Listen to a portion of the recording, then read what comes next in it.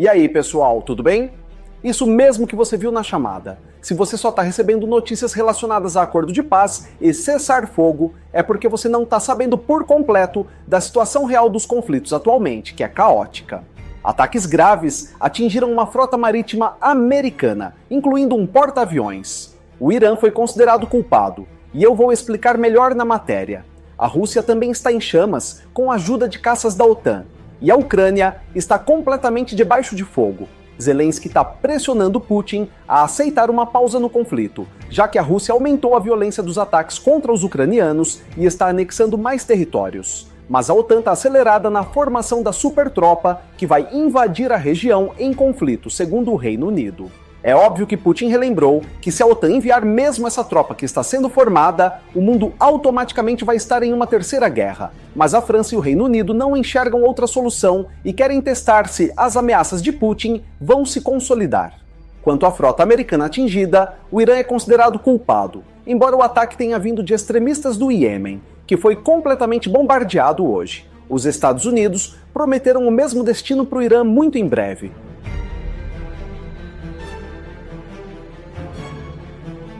O Mar Vermelho, que sempre foi uma das rotas comerciais mais importantes do mundo, virou um campo de batalha. Muitas empresas já evitam passar pela região, o que está causando impactos gigantescos no comércio global. Agora, especialistas alertam que se Trump, Netanyahu, Ali Khamenei e extremistas continuarem com essa política agressiva, o conflito pode se espalhar para outros países, ajudando no início de uma terceira guerra, já que na Ucrânia a situação aponta para isso por enquanto. Aliás, como você enxerga a situação atual? Eu pergunto, por que Trump está próximo a Putin? Mas Putin é próximo ao Irã, acusado de arquitetar o ataque aos americanos. Será que a proximidade de Trump e Putin pode mudar as alianças militares atuais? Como ficaria na sua opinião? Lembrando que essa matéria foi baseada nas notícias do Sky News, The New York Times, BBC, The Guardian, Al Jazeera, Sputnik, RT News e Telegram. Antes de começar o vídeo, só um aviso aos inscritos do canal. Eu tô retomando com o bolão da Mega Sena, que corre no último sábado do mês, onde os inscritos participam totalmente de graça.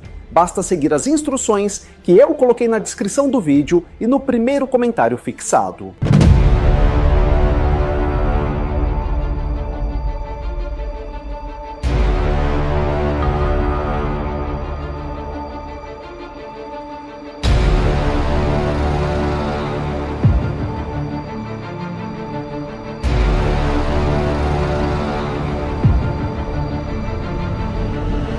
Mas antes de continuar esse vídeo, se você ainda não é inscrito, não perca tempo, se inscreva aqui. Vale a pena, eu te garanto. Deixe seu like para o YouTube recompensar o núcleo da Terra, e se você curtir muito esse conteúdo, ajude nosso trabalho clicando em valeu. É muito, mas muito obrigado pela força de sempre.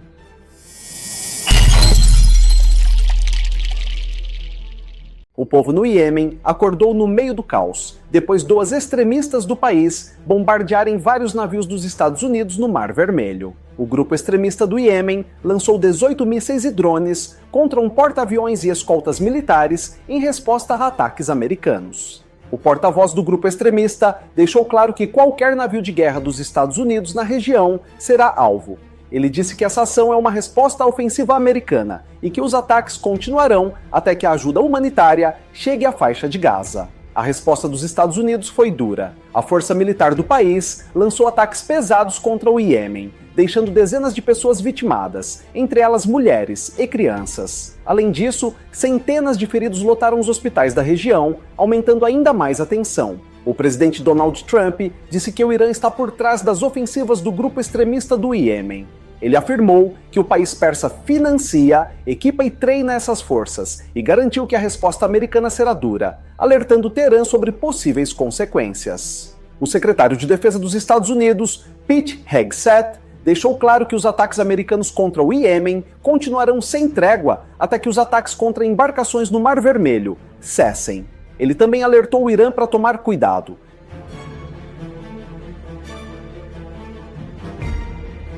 Desde que Trump reassumiu a Casa Branca, sua política contra o Irã ficou ainda mais rígida. Ele retomou sanções pesadas e quer pressionar o governo iraniano a parar de apoiar grupos extremistas na região.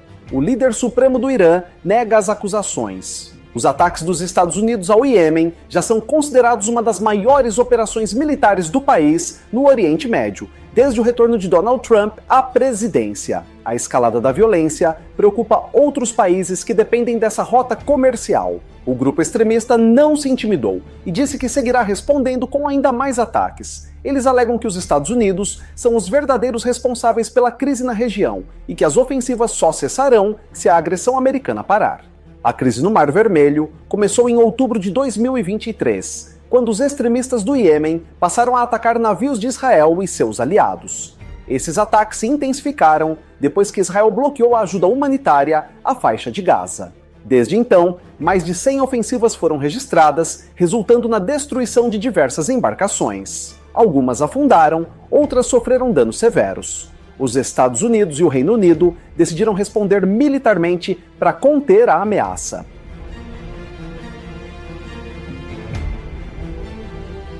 Agora, com Trump de volta ao poder, a estratégia americana no Oriente Médio ficou ainda mais agressiva. Ele ordenou a maior operação contra o grupo extremista até agora, aumentando o número de ataques e ampliando as sanções contra o Irã. A pressão internacional contra Trump cresceu, mas ele se mantém firme na sua posição. O presidente americano diz que os ataques são necessários para garantir a liberdade de navegação e proteger os interesses dos Estados Unidos na região. O grupo extremista do Iêmen também segue irredutível. Eles prometeram novos ataques contra navios militares e comerciais ligados aos Estados Unidos e ao Reino Unido. O objetivo, segundo eles, é enfraquecer os aliados de Israel no conflito. O governo do Irã continua negando qualquer envolvimento direto com os ataques, mas os Estados Unidos dizem que o país é o principal financiador dos extremistas. As tensões entre Washington e Teherã aumentam a cada dia. Enquanto os ataques continuam, o povo iemenita é o mais prejudicado. Os bombardeios americanos atingiram áreas residenciais, deixando dezenas de civis vitimados. O sistema de saúde do país, já fragilizado, não consegue atender a todos os feridos.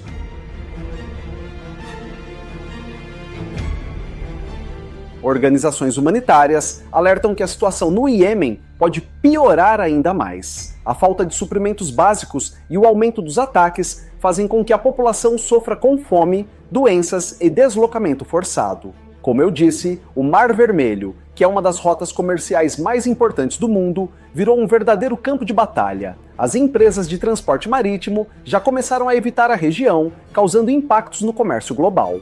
O grupo extremista do Iêmen não demonstra sinais de recuo. Eles dizem que os Estados Unidos precisam parar com suas ações militares na região.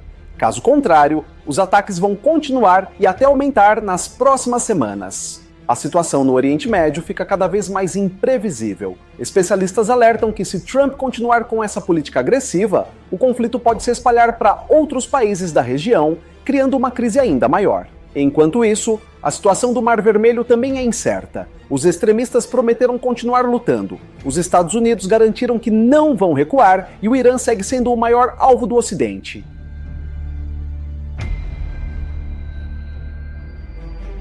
Agora vamos para a Ucrânia. Um míssil russo atingiu um bairro ucraniano em Kryvyi Rog, deixando 11 feridos, incluindo 2 crianças. O impacto destruiu prédios residenciais, casas e comércios. O governo local disse que a situação na região está ficando cada vez mais grave. Um paramilitar da Rússia, chamado Yan Petrovsky, foi condenado à prisão perpétua na Finlândia. O tribunal concluiu que ele executou um soldado ucraniano rendido com requintes de crueldade, divulgando as imagens da execução. Dessa forma, ele foi considerado culpado por 4 crimes de combate. Enquanto isso, a empresa DTEK, maior fornecedora privada de energia da Ucrânia, disse que ataques russos causaram destruição severa em suas instalações.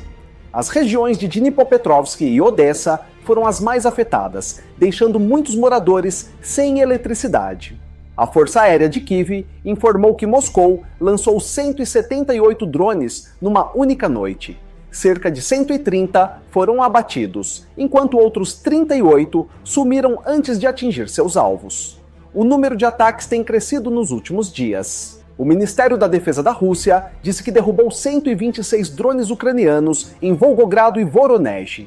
Esses ataques acontecem enquanto a Rússia adia a decisão de aceitar ou não uma pausa no conflito.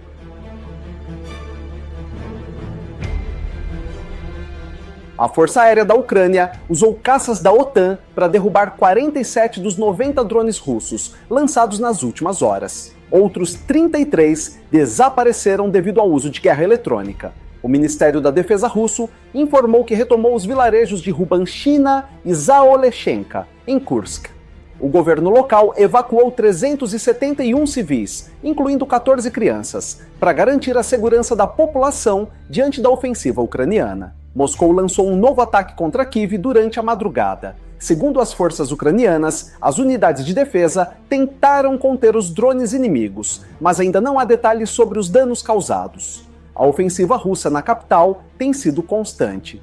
A Ucrânia atacou o sul da Rússia durante a noite com drones, provocando um grande incêndio em uma refinaria de petróleo. Moscou respondeu com mais 200 drones contra o território ucraniano, aumentando ainda mais a escalada do conflito. O ataque contra a refinaria de petróleo em Astrakhan foi o mais recente de uma sequência de ofensivas ucranianas contra a infraestrutura russa. O governo local evacuou trabalhadores antes da explosão, evitando um desastre ainda maior na região.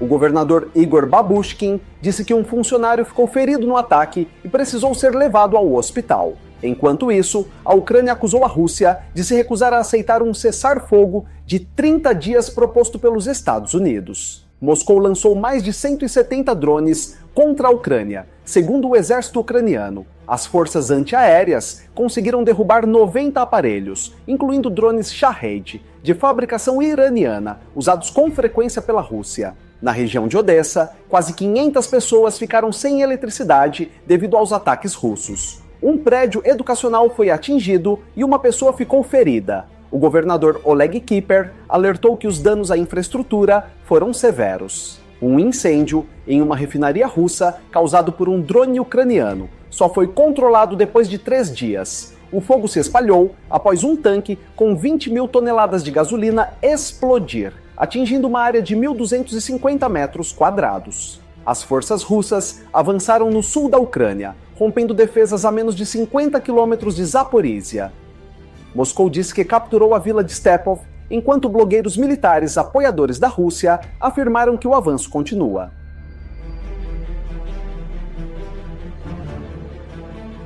A Rússia está cada vez mais perto de tirar as tropas ucranianas de Kursk. Com isso, surge a dúvida sobre o que Moscou fará com seus soldados depois disso. O exército russo pode usar esse avanço para fortalecer outras áreas do combate. O analista militar Michael Clark disse que os russos devem enviar essas tropas para Pokrovsk. Essa cidade tem uma localização estratégica e pode ajudar Moscou a atrapalhar o abastecimento da Ucrânia no fronte oriental. Pokrovsk é um ponto-chave para as forças ucranianas, pois liga várias rodovias e ferrovias. Se os russos tomarem a cidade, podem ter uma base sólida para avançar ainda mais e conquistar territórios próximos. Clark explicou que foram precisos 60 mil soldados russos bem treinados para expulsar a Ucrânia de Kursk. Como resultado, Moscou deixou outras áreas do combate mais vulneráveis, enquanto concentrava suas forças nessa missão. Agora que a Rússia já está praticamente no controle de Kursk, a Ucrânia tenta reforçar suas defesas do outro lado da fronteira. A grande questão é quanto tempo Moscou levará para deslocar esses soldados para um novo ataque.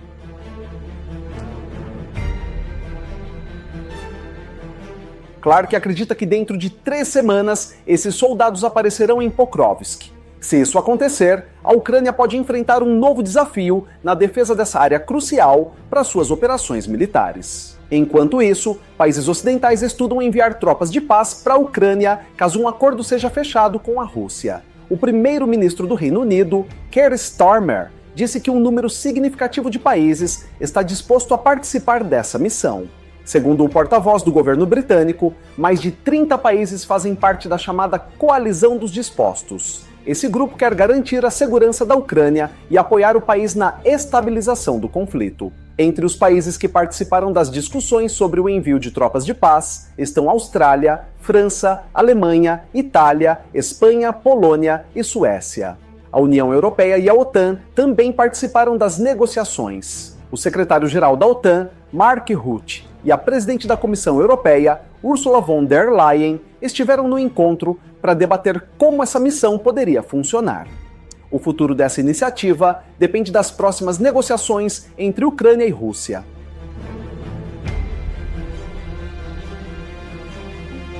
O Kremlin confirmou que Vladimir Putin vai conversar com Donald Trump nesta terça-feira. O porta-voz Dmitry Peskov disse que a reunião está sendo preparada, mas evitou dar detalhes sobre os temas que serão discutidos entre os dois líderes. Trump disse que há uma grande chance de o conflito na Ucrânia terminar em breve. Ele afirmou que está negociando com Putin e que a ideia de dividir alguns territórios e recursos já foi discutida nas conversas entre os dois países. O assessor de segurança dos Estados Unidos, Mike Waltz, disse que Kiev pode receber garantias de segurança em troca de concessões territoriais. O governo ucraniano está preocupado que isso signifique perder partes do seu território para a Rússia. O Kremlin exige o controle total das regiões de Donetsk, Luhansk, Zaporizhia e Kherson. Mesmo sem dominar todas essas áreas, Moscou insiste que elas já fazem parte da Rússia e que qualquer negociação de paz precisa levar isso em conta. Segundo um instituto de estudos militares nos Estados Unidos, congelar o conflito nas linhas atuais seria vantajoso para a Rússia. Moscou está perto de cidades estratégicas e pode usar um cessar-fogo para reforçar suas tropas e se preparar para novos ataques. Concordamos com as propostas de cessar as ações de combate, mas partimos do princípio de que essa cessação deve ser tal que leve a uma paz duradoura e elimine as causas iniciais dessa crise. E quem dará as ordens para o cessar-fogo? E qual será o preço dessas ordens? Imaginem, quase 2.000 quilômetros. Quem determinará onde e quem violou um possível acordo de cessar-fogo ao longo desses 2.000 quilômetros? E depois, quem culpará quem pela violação desse acordo? Essas são questões de ambos os lados.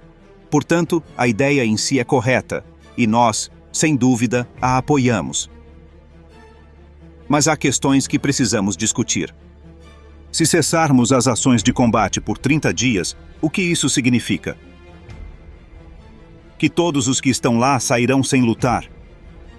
Nós devemos deixá-los sair depois de terem cometido uma série de crimes contra civis? Ou a liderança ucraniana nos dará a ordem de depor as armas e simplesmente se renderá? É necessário também negociar com nossos colegas e parceiros americanos. Talvez entrar em contato com o presidente Trump e discutir isso com ele por meios pacíficos. Nós apoiamos isso. A Ucrânia precisa de garantias de segurança sólidas para se defender no futuro. Especialistas dizem que o país precisará de mais armas e equipamentos, além de reforçar suas tropas, caso os Estados Unidos concordem com um acordo que favoreça Moscou. Putin pediu que os soldados ucranianos, que ainda lutam em Kursk, se rendam, prometendo que serão tratados com dignidade. Esse pedido teria sido feito após Trump pedir a Putin que poupasse a vida dos militares ucranianos na região. O presidente ucraniano, Volodymyr Zelensky, afirmou que a questão do controle territorial será um dos principais pontos em qualquer cessar-fogo. No entanto, ele deixou claro que a Ucrânia não aceitará que suas regiões ocupadas virem parte da Rússia. O primeiro-ministro do Reino Unido, Keir Starmer, criticou Putin e disse que a Rússia não está levando a sério as negociações de paz. Ele afirmou que Moscou precisa interromper os ataques contra a Ucrânia e aceitar um cessar-fogo imediato. Zelensky também acusou a Rússia de não demonstrar interesse real em acabar com o conflito. Ele citou os ataques contínuos contra Kiev e disse que Moscou continua tentando enfraquecer a Ucrânia, mesmo enquanto fala em negociar a paz.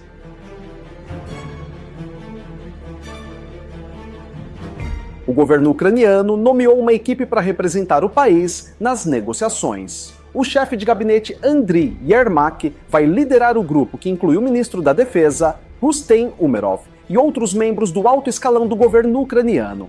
Emmanuel Macron disse que a Rússia não tem poder para decidir se tropas estrangeiras serão enviadas para a Ucrânia. O presidente francês garantiu que o Ocidente continuará apoiando Kiev e que Moscou não pode impedir isso.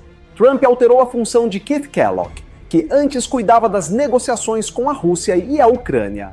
Agora, ele será responsável apenas pela Ucrânia, o que levantou suspeitas sobre um possível acordo desfavorável para Kiev. O secretário de Estado dos Estados Unidos, Marco Rubio, e o ministro das Relações Exteriores da Rússia, Sergei Lavrov, conversaram sobre as próximas etapas das negociações. Ambos concordaram que precisam retomar a comunicação entre os países. O vice-ministro das Relações Exteriores da Rússia, Alexander Grushko, disse que Moscou quer garantias sólidas de que a Ucrânia não entrará na OTAN.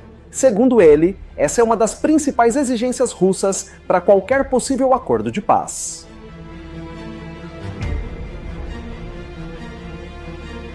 Ministros e autoridades da União Europeia se reuniram em Bruxelas para discutir o conflito na Ucrânia. A reunião foi liderada por Kaja Kallas, chefe da diplomacia do bloco, que criticou as condições impostas pela Rússia para um cessar-fogo. Kallas disse que as exigências de Moscou mostram que Putin não quer realmente a paz. Segundo ela, a Rússia está colocando suas metas finais como condições para aceitar o cessar-fogo de 30 dias, o que dificulta qualquer acordo.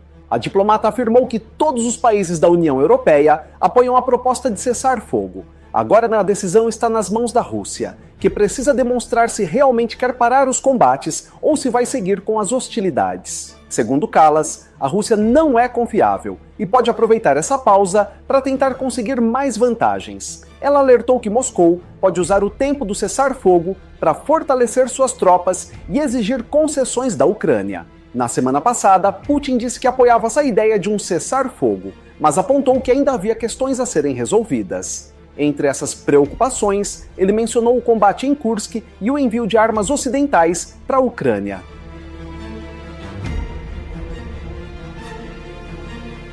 Moscou também quer garantias sobre quem vai fiscalizar o cumprimento do acordo, temendo que a Ucrânia use o período para reorganizar suas forças. Esses pontos foram levantados pelo Kremlin como barreiras para aceitar o cessar-fogo. Enquanto isso, a União Europeia confirmou que os Estados Unidos decidiram sair do grupo internacional que investiga crimes de combate cometidos pela Rússia na Ucrânia. Essa decisão gerou polêmica entre os aliados ocidentais. O grupo chamado Centro Internacional para a Investigação do Crime de Agressão contra a Ucrânia foi criado para responsabilizar os líderes russos pela invasão. A saída dos Estados Unidos levanta dúvidas sobre o futuro dessas investigações. A Agência de Justiça Criminal da União Europeia, Eurojust, confirmou que os Estados Unidos informaram oficialmente sua retirada. Mesmo sem a participação americana, o grupo continuará investigando os crimes cometidos no combate na Ucrânia. Autoridades europeias garantiram que os trabalhos do Centro de Investigação vão continuar e que outros países seguirão apoiando os esforços para responsabilizar Moscou. O futuro das investigações agora dependerá da cooperação dos aliados.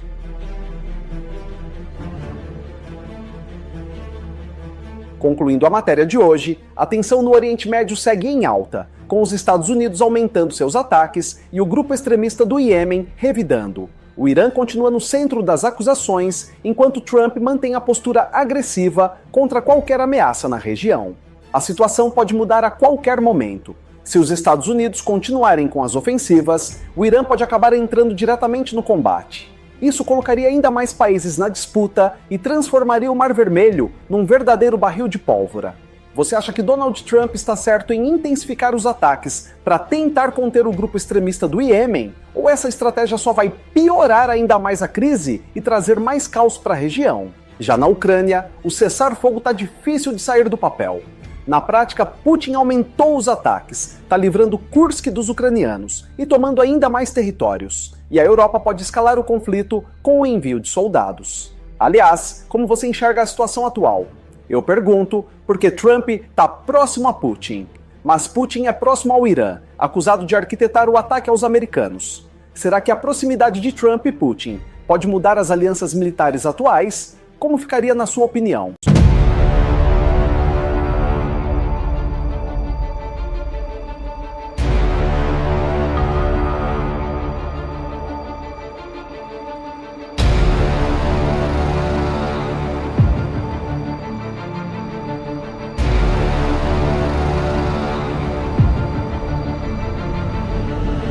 Muito obrigado por chegar ao final de mais um vídeo. Você é demais e eu te agradeço muito por isso. Se você ainda não é inscrito, não perca tempo, se inscreva aqui. Vale a pena, eu te garanto. Deixe seu like para o YouTube recompensar o núcleo da Terra. Se você curtir muito esse conteúdo, ajude nosso trabalho clicando em valeu. É muito, mas muito obrigado pela força de sempre. E a gente se vê na próxima matéria. Valeu!